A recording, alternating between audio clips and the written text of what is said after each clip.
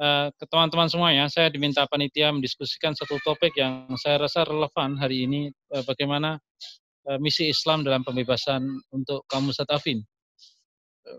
Di mana pada saat-saat ini kita melihat situasi yang benar-benar berbahaya bagi kemanusiaan kita, terutama eksistensi orang miskin yang jumlahnya populasinya makin membesar. Resesi ekonomi mulai dibicarakan di banyak negara dan hampir seluruh dunia mengalami situasi yang sama. PHK, pengangguran adalah satu situasi yang benar-benar menyulitkan semua orang kira-kira, dan Islam sebenarnya memiliki komitmen yang luar biasa untuk soal-soal seperti ini.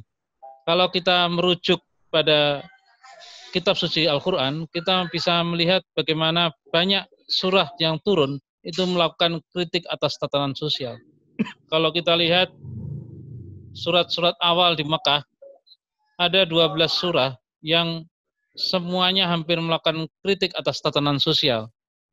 Kalau kita melakukan klasifikasi atas periodisasi turunnya surah dalam Quran, itu ada periode Mekah dan periode Madinah. Di periode Mekah awal itu ada 12 surat yang sangat penting, yaitu Al-Alaq, Al-Mudazir, Al-Lahab, Al-Quras, Al-Kausar, Al-Humazah, Al-Ma'un, atas Kasur, Al-Fil, Al-Lail, Al-Balad, dan Al-Insyirah. 6 surat awal itu merupakan surat yang melakukan kritik atas tatanan sosial yang timpang. Kalau kita bisa melihat surat At-Takasur misalnya, di mana Allah melakukan kritikan keras pada penumpukan kekayaan yang luar biasa. Karena penumpukan kekayaan akan bisa melahirkan ketimpangan sosial. Bahkan dalam surat Al-Balad, jalan yang mendaki itu diantara adalah membantu kaum miskin pada situasi yang kelaparan. Saya rasa surat Al-Balad ini penting sekali pada situasi hari ini, di mana kita bisa menyaksikan kelaparan, ketimpangan, resesi, itu hampir menyeluruh di banyak negara. Dan surat-surat dalam Al-Quran yang awal ini hampir tidak menyinggung penyembahan berhala, tetapi surat itu secara keras mengkritik keserakan orang-orang kaya dan ketidakpedulian orang-orang kaya pada mereka yang menderita. Artinya, mandat Rasulullah SAW yang pertama kali itu adalah mandat melakukan reformasi sosial. Rasulullah itu dilukiskan hadir dan diutus oleh Allah, itu diantaranya adalah menjadi rahmat bagi alam semesta. Itu artinya Rasulullah itu dituntut untuk mengubah tatanan, sehingga tatanan itu menjadi tatanan yang memberikan rahmat bagi semua lapisan kelas sosial. Pada sisi yang lain, kita bisa melihat posisi Quran dalam soal ketidakadilan. Pertama-tama, kita bisa menyaksikan bahwa Quran itu selalu membela mereka yang lemah, bahkan mendorong umatnya untuk membela orang yang lemah. Ini termuat dalam Quran surat An-Nisa ayat 75, yang artinya, mengapa kamu tidak berjuang di jalan Allah dan membela mereka yang tertindas, laki-laki dan perempuan yang berkata, Tuhan kami, keluarkan kami dari kota yang penduduknya berbuat zalim, berilah kami perlindungan dan pertolongan darimu. Dalam Quran surat An-Nisa ayat 75, itu Allah menegaskan lagi ajakan bahwa setiap orang beriman itu harus membela mereka-mereka yang ditindas, mereka-mereka yang teraniaya dalam struktur sosial. Itu artinya Quran dari awal memang mendorong umatnya untuk membela orang-orang yang lemah. Bahkan Quran juga menegaskan janji Allah untuk mengangkat orang-orang lemah. Itu kelak akan jadi pemimpin akan jadi pemimpin. Dalam surat Al-Qasas ayat 5 yang artinya kami ingin memberikan karunia kepada mereka yang tertindas di atas bumi, menjadikan mereka pemimpin dan pewaris.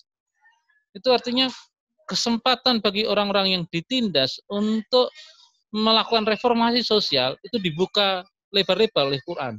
Bahkan Quran menjanjikan kemenangan bagi golongan-golongan lemah selama mereka berikhtiar untuk mengubah tatanan. Itu sebabnya Quran menyatakan kalau ada satu negeri yang tidak adil, maka negeri itu tidak akan bertahan lama. Dalam surat Al-Hajj ayat 45 artinya dikatakan, berapa banyak kota-kota yang kami hancurkan, penduduknya berbuat kejahatan, dan berapa banyak mata air yang ditinggalkan, dan puri-puri yang tinggi menjulang kami binasakan. Istana-istana itu kami binasakan. Artinya Quran sedari awal kehancuran sebuah negara, kehancuran sebuah kota, kehancuran sebuah wilayah, itu diantaranya karena penduduknya berbuat tidak adil, penduduknya berbuat zalim, dan itu sebabnya Quran mengutuk segala bentuk ketidakadilan. Maka dalam Quran, kecaman-kecaman itu semuanya itu merujuk pada beberapa hal. Pertama, Quran mengecam perangai-perangai berlebihan. Dalam bahasa sekarang konsumerisme. Dalam bahasa hari ini adalah kemewahan yang luar biasa. Dalam Quran surat Al-A'raf ayat 31 yang artinya, hai Bani Adam, janganlah kamu berlebihan. Sungguh Allah itu tidak menyukai orang-orang yang berlebihan.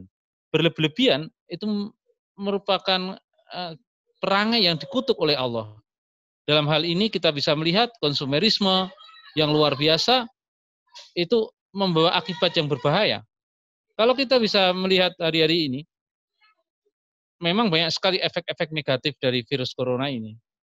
Tetapi kita bisa melihat dengan upaya untuk menahan diri, orang untuk tidak keluar, orang tidak boleh melakukan mobilitas, itu bumi betul-betul mengerem konsumerisme luar biasa ini. Saya kemarin ketemu tukang sampah dan dia bilang sampah mulai menurun dan udara mungkin mulai bersih. Ada banyak hikmah di situ, tapi itu merupakan efek dari upaya untuk menahan diri. Kalau dibiarkan proses akumulasi ini terjadi, maka proyek berlebihan itu memang dirasakan yang akan melahirkan ketimpangan. Yang kedua, Quran selalu meletakkan bahwa setiap di balik harta itu ada hak bagi orang yang miskin dan berkekurangan. Artinya, Quran sangat mengkritik kepemilikan yang sifatnya absolut. Bahkan dalam surat Az-Zariyat ayat 19 yang artinya dalam harta kekayaan, itu ada hak bagi mereka-mereka yang miskin, bagi para peminta-peminta, dan bagi mereka yang berkekurangan. Hak milik itu sifatnya absolut. Tidak boleh absolut. Dia harus punya hak itu memiliki fungsi sosial, ada mandat sosial. Maka di dalam harta itu ada hak. Maka orang di dalam Islam ada zakat, ada infak, ada sedekah, karena pada prinsipnya kekayaan itu bukan dimonopoli. Maka yang menarik juga, hampir semua utusan-utusan Tuhan, kecuali Nabi Daud dan Sulaiman, itu hampir semuanya adalah orang-orang yang berasal dari kalangan jelata. Bahkan kalau kita lihat Luqman, yang ada suratnya khusus, Quran surat Luqman, itu adalah seorang tukang kayu. Dia orang miskin yang diabadikan namanya dalam judul sebuah surah, bahkan nasihatnya itu menjadi petua abadi untuk setiap orang. Dalam banyak hal juga, ada 3 sahabat Nabi yang sangat diidolakan, sering sekali dilukiskan dalam banyak puji-pujian. Satu namanya Abu Dzar, seorang yang miskin, tetapi dia radikal sekali, dia mengutuk ketimpangan. 2, Salman Al-Farisi, seorang tukang cukur yang kelak akan menggunakan metode perang dalam perang Kondak dan perang Parit itu. Dan 3 adalah Bilal, seorang budak yang menjadi muadzin pertama. 3 sahabat yang miskin itu sering sekali dilukiskan dengan indah. Bahkan di dalam puji-pujian di banyak negara, Turki, Pakistan, India, 3 sahabat itu mulia sekali kedudukannya. Selain nabi-nabi itu berasal dari kaum proletar, tetapi juga banyak sahabat-sahabat Nabi juga berasal dari orang miskin yang sangat dipuja. Itu sebabnya kecaman atas kekayaan itu, keberpihakan Islam pada kelompok miskin itu luar biasa sekali. Bahkan ada satu hadis qudsi yang artinya tidaklah orang miskin lapar dan telanjang kecuali karena orang-orang kaya. Ketahuilah Tuhan akan mengadili orang kaya seperti itu dengan pengadilan yang berat dan menyiksa mereka dengan siksa yang pedih. Ini biasanya hadis-hadis yang digunakan untuk proses proyek reformasi sosial. Artinya betapa orang Islam tidak pernah menyalahkan miskin itu karena dirinya, tetapi karena situasi sosial atau struktur sosial. Nah itu sebabnya dalam Islam satu hal yang paling dikutuk adalah perbuatan zalim. Zalim itu artinya merampas atau menghilangkan hak orang lain. Ada banyak susunan ayat-ayat dalam Quran yang mengutuk. Allah itu tidak suka pada orang-orang zalim. Sesungguhnya tidak akan beruntung orang-orang zalim. Bahkan orang-orang zalim itu berada dalam kesesatan yang nyata. Seluruh rangkaian-rangkaian apa yang saya jelaskan itu menunjukkan bahwa Islam itu benar-benar berpihak kepada mereka-mereka yang lemah. Bahkan misi Islam diantara adalah pembebasan sosial. Persoalannya hari ini adalah kalau kita kontekskan pada situasi saat ini, mengapa ketimpangan itu makin hari makin menjadi-jadi? Ada satu riset yang terbaru sekarang yang dikeluarkan oleh yang dikeluarkan oleh Universitas Oxford di Inggris, itu mengatakan bahwa orang-orang miskin itu rentan sekali terkena virus corona. Karena apa? Ya karena fasilitas kesehatan yang sangat terbatas, lalu budaya hidup mereka yang memang rentan sekali, apalagi mereka tinggal di tempat-tempat tinggal yang sangat rentan kena pencemaran virus ini. Sehingga hampir ketika ada tes massal, itu hampir mereka-mereka yang miskin, yang berada dalam posisi ekonomi yang sulit, itu biasanya lebih rentan terkena infeksi ini. Nah, persoalannya adalah kenapa ketimpangan, dan ketimpangan itu menjadi berbahaya hari-hari ini, itu bertahan dalam sebuah dunia yang umat Islam sudah mayoritas, Islam memiliki kelas menengah yang banyak di Indonesia ini, bahkan organisasi-organisasi Islam memiliki segalanya, sekolah, rumah sakit, hampir-hampir organisasi Islam mirip dengan negara. Muhammadiyah, NU memiliki segalanya. Tetapi mengapa ketimpangan itu masih terjadi? Ini pertanyaan yang penting diajukan hari ini karena hari ini kita ditantang untuk menyelesaikan soal ini. Ada banyak pendekatan yang sering sekali populer yang ingin menjawab persoalan ini. Pertama, ketimpangan itu terjadi karena ada keyakinan keagamaan yang sangat fatalistik. Keyakinan keagamaan fatalistik itu mengatakan bahwa ya kemiskinan itu sudah takdirnya. Ketimpangan itu memang takdir dunia seperti itu. Ada orang kaya, ada orang miskin. Kira-kira bahkan mereka kadang-kadang merujuk Quran yang dalam surat Zuhruf ayat 32 dikatakan yang artinya kamilah yang menentukan kehidupan mereka dan kami tinggikan sebagian mereka atas sebagian yang lain. Bahkan dalam surat An-Nahl ayat 71 diartikan Tuhan telah melebihkan rezeki sebagian kamu atas sebagian yang lain. Bertolak dari ayat-ayat seperti ini, ada peneguhan status quo kira-kira bahwa ya memang kemiskinan itu sesuatu yang normal, ketimpangan itu sesuatu yang wajar, itu harus kita terima. Nah, keyakinan keagamaan yang sangat fatalistik itulah yang membuat kemiskinan itu kemudian menjadi abadi. Agama itu tiba-tiba kehilangan idealismenya. Agama kehilangan dimensi keadilannya. Bahkan adalah seorang ustadz yang sangat populer sekarang di media sosial, dia didengarkan oleh banyak orang. Pernah saya dengar pengajiannya mengutuk-ngutuk LSM yang membela orang-orang miskin. Dia katakan, ya orang miskin itu memang harus ada, ya susah. Orang miskin itu mungkin ya ingkar, mungkin kafir dia jadi miskin. Dan orang kaya, ya memang nggak apa-apa asal itu beriman. Nah, retorika seperti ini yang sebenarnya retorika yang menghilangkan agama itu dari semangat keperbiakan. Retorika seperti ini kotor dan jahat menurut saya karena retorika ini mengabadikan kemiskinan dan agama kehilangan semangat idealismenya. Padahal seperti tadi saya katakan, Rasulullah itu turun menjadi rahmatan lil alamin, menjadi rahmat bagi semuanya. Dan rahmat itu adalah keadilan. Dan semangat ini, semangat fatalistik ini kemudian membuat agama itu kemudian berujung pada proyek-proyek yang formalistik dan karikatif. Ya sedekah saja, memberi saja, asal sudah memberi, ya itu sudah hilang tanggung jawab sosial kita untuk menangani kemiskinan. Nah, keyakinan seperti inilah yang membuat ketimpangan sosial itu bertahan, bahkan semakin hari semakin tinggi. Anda bisa lihat Yogyakarta, Papua, angka ketimpangannya sangat tinggi sekali dan banyak kota-kota lain mengalami hal yang sama. Ketimpangan sosial adalah salah satu wujud daripada ketidakadilan dan agama memberikan sumbangan signifikan karena keyakinan yang fatalistik tadi. Pendekatan kedua adalah pendekatan yang mencoba melihat bahwa orang miskin itu muncul karena kemalasan. Pendekatan ini biasanya pendekatan yang melihat kemiskinan itu karena salahnya orang miskin. Orang kerja keras, kurang beriman mungkin, dan kemiskinan itu karena masalah perorangan. Satu-satunya cara, ini cara yang sekuler sekali sebenarnya, orang menyebutnya cara sekuler, itu cara menangani kemiskinan, membebaskan kemiskinan adalah dengan memberikan pendidikan, dengan memberikan pelatihan. Kalau dalam istilah sekarang dengan program kartu prakerja itu gitu, di mana ada pelatihan-pelatihan yang bisa melatih orang untuk bersemangat atau buku-buku motivasi sehingga orang bersemangat sehingga orang itu kemudian bisa mengatasi kemiskinannya. Dan itu artinya cara penyelesaian orang miskin adalah caranya orang kaya. Karena krisis ini yang mengeluarkan orang kaya pasti. Oh ya, itu karena orang malas lah. Ya contoh kami ya bekerja keras, bersemangat, kami akan kaya gitu. Nah, pendekatan seperti ini pendekatan yang kemudian ujung-ujungnya menguntungkan orang kaya. Siapa yang diuntungkan dari program kartu prakerja? Ya aplikasi-aplikasi itulah yang kemarin salah satu sempat mundur dari staf khusus. Gitu. Itu artinya kemiskinan yang dipandang karena kemalasan etos kerja itu kemiskinan yang dipecahkan menurut sudut pandang orang kaya. Miskinnya mungkin masih bertahan, tapi orang kaya untung karena terlibat dalam proyek kemiskinan.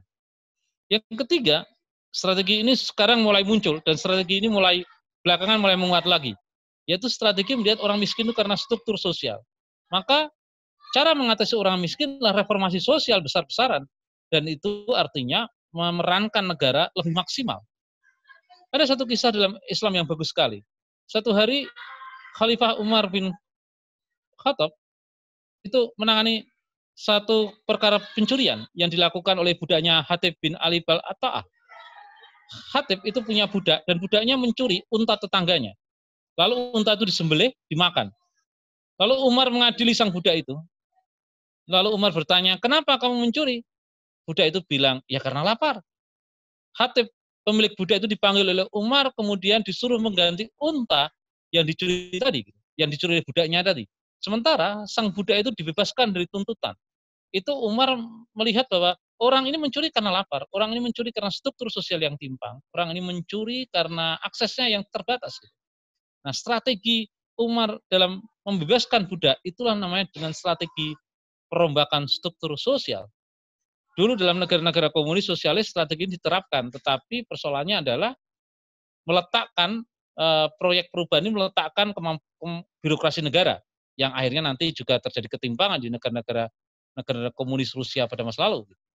Nah, tiga pendekatan ini sebenarnya ingin meletakkan bagaimana meletakkan material, aspek material itu di dalam Islam. Ada dua prinsip yang sangat penting. Pertama, materi itu dalam Islam itu penting, tetapi materi itu sebenarnya digunakan untuk aktualisasi misi kerohanian. Artinya, kekayaan bukan nggak penting dalam Islam. Bahkan Rasulullah menikah dengan Khadijah yang seorang perempuan yang kaya raya. Tetapi bukan soal nikah dengan orang kaya yang penting, tapi bagaimana dengan kekayaan yang dimiliki, Rasulullah menjalankan misi pembebasannya. Kekayaan itu bukan dipakai untuk kepemilikan individual, tetapi dipakai untuk aktualisasi misi kerohanian. Artinya, dengan aset yang dimiliki, itu ada misi pembebasan. Yang kedua, materi itu prinsipnya tidak boleh menjadi monopoli satu golongan. Dalam Islam, kutukan yang luar biasa dalam surat At-Takasur, itu adalah monopoli. Kalau kekayaan itu berlebihan dan dikuasai oleh segelintir orang, maka itu berbahaya. Dalam istilah sekarang namanya oligarki. Kekuasaan yang memusat pada kelompok tertentu dan mereka menguasai segalanya. Itu dalam istilah sekarang adalah oligarki. Nah, dua prinsip itu melahirkan dua prinsip dasar. Satu adalah bahwa hak milik itu sesuatu yang suci. Itu legal, formal, nilainya spiritual bahkan, dan tidak bisa diganggu-gugat. Apalagi kalau hak milik itu menjadi aset bagi pemenuhan kebutuhan, misalnya tanah. Itu nilainya suci sekali. Maka tidak boleh seorang pun tuh merampas dengan dalih apa saja, dalih kepentingan umum segala macam itu merampas tanah. Maka konflik-konflik agraria yang sekarang ini mencuat di Indonesia belakangan ini itu merupakan perampasan tanah luar biasa. Apalagi dengan RUU Minerba yang baru disahkan oleh parlemen. Bagaimana peran pemerintah yang lebih mengistimewakan para pemilik tambang. Kita tahu tambang itu merusak segalanya.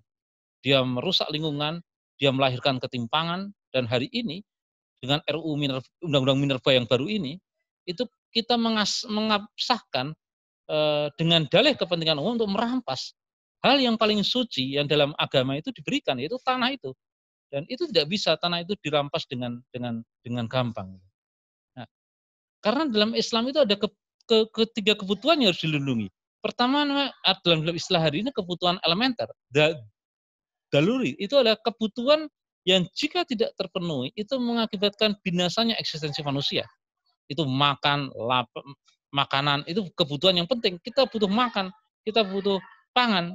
Itu kebutuhan yang sangat penting yang hari-hari ini dalam COVID ini itu menjadi krisis kemanusiaan yang di masa depan menjadi bahaya. Presiden Pak Jokowi pernah mengatakan kita terancam krisis pangan. FAO juga mengatakan seperti itu. Uniknya adalah kita ini kebutuhan pangannya luar biasa. Harga panennya melonjak, tapi harga pangan petani di pasar merosot. Gitu. Orang melihat itu karena perkara distribusi. Tapi yang ingin saya katakan, kalau kebutuhan pangan itu tidak tercukupi, itu akan menjadi bahaya. Dan hari ini, stok pangan cukup, tetapi harga pangan itu mahal sekali. Nah, yang kedua adalah kebutuhan haji atau kebutuhan yang kalau tidak akan terpenuhi itu bisa memusnahkan eksistensi. Itu akan mendatangkan kesulitan dalam perkembangannya. Itu pendidikan diantaranya. kesehatan yang hari-hari ini kita menjadi masalah besar. Kalau pelonggaran pembatasan sosial itu mau dilonggarkan yang dilakukan pemerintah hari ini, maka infrastruktur kesehatan kita harus siap. Dan hari ini salah satu yang paling lemah di Indonesia adalah infrastruktur kesehatan. Saya nulis buku dulu, orang miskin dan orang sakit, apalagi dengan angka ongkos BPJS yang naik, itu artinya pemenuhan hak kesehatan itu akan terancam. Dan yang paling terakhir yang dalam Islam dilindungi adalah kebutuhan yang nantinya akan kesulitan kalau itu nggak dipenuhi dalam perkembangannya, itu diantara adalah kebutuhan akan pekerjaan. Nah, pekerjaan itu penting, karena dengan pekerjaan, itu manusia tumbuh, berkembang, bisa memenuhi kebutuhan hidup yang lain. Hari ini PHK terjadi di mana-mana. Bahkan surat edaran Menteri Tenaga Kerja memusnahkan harapan buruh. Surat edaran itu ada dua. Surat edaran pertama itu pesangon bisa ditunda. Surat edaran kedua, THR bisa dinegosiasikan. Itu memukul sekali buruh. Ada jutaan karyawan sekarang di PHK. Apa yang saya katakan hari ini, situasi aktual dengan misi pembebasan Islam, nampaknya terjadi ketimpangan yang besar sekali. Kita butuh ikhtiar yang luar biasa. Semangat Islam yang seperti saya tadi katakan, wahyu itu memberikan petanda besar bahwa kemiskinan itu sesuatu yang mesti dibasmi. Dalam banyak ayat Quran yang seperti saya tadi katakan, misi pertama Islam, surat pertama Islam, 14 surat pertama itu adalah misi pembebasan. Kita diingatkan untuk mengembalikan wahyu itu kembali ke permukaan. Semangat pembebasan itu mestinya lahir kembali.